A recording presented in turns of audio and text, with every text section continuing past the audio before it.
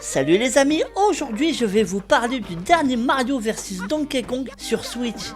Le temps passe, les années défilent et pourtant je me revois tout petit manette en main sur cette saga tellement mythique.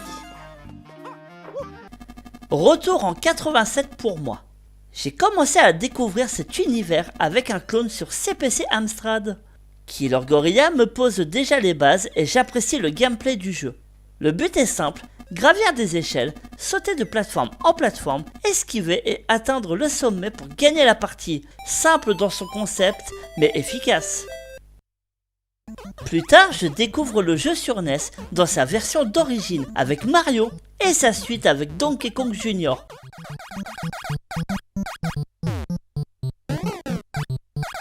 En 94, arrive l'épisode Game Boy, avec énormément de nouveautés dans son gameplay et son univers également. Mario possède un éventail de mouvements inédits, on redécouvre les niveaux de l'arcade avec un tout nouveau jeu à la clé. Casse-tête, plateforme, des clés et des batailles seront de la partie.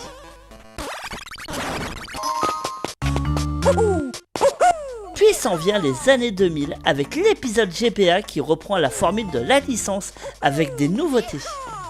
Des années après, je me retrouve avec ce même épisode GBA, mais cette fois sur Switch en remake. Que vaut-il? La magie opère toujours? C'est l'heure du test. Propre à tous les jeux de la saga, ici le scénario reste très enfantin. Notre cher Donkey Kong est séduit par une publicité de jouets Mario, mais malheureusement pour lui, c'est la rupture de stock en magasin. La colère s'empare de lui et braque simplement toute une usine en construction pour son seul plaisir. Personnellement, j'en demande pas plus, une histoire simple pour un jeu amusant. 8 mondes au programme composés de 6 niveaux et 2 débloquables dans chaque zone pour récupérer toutes nos poupées et affronter Donkey Kong. Chaque zone est représentée par son environnement et offre des casse-têtes qui au départ seront plutôt simples et après la réflexion sera de mise dans la progression du jeu. On note que le côté plateforme et arcade sont toujours présents et se mélangent parfaitement. Niveau gameplay, Mario se manipule très bien. Courir, attraper des objets et autres acrobaties seront toujours de la partie.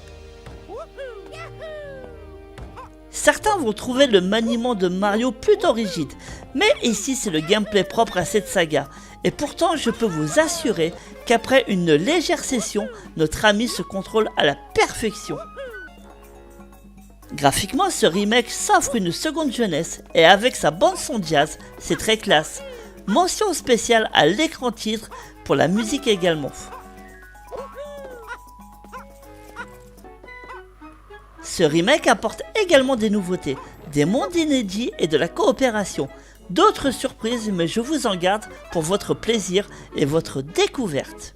D'une manière générale, j'ai apprécié ce remake au point de redécouvrir le jeu. L'esprit de la saga reste intact et mon seul reproche finalement reste les combats de boss que je trouve vraiment trop faciles.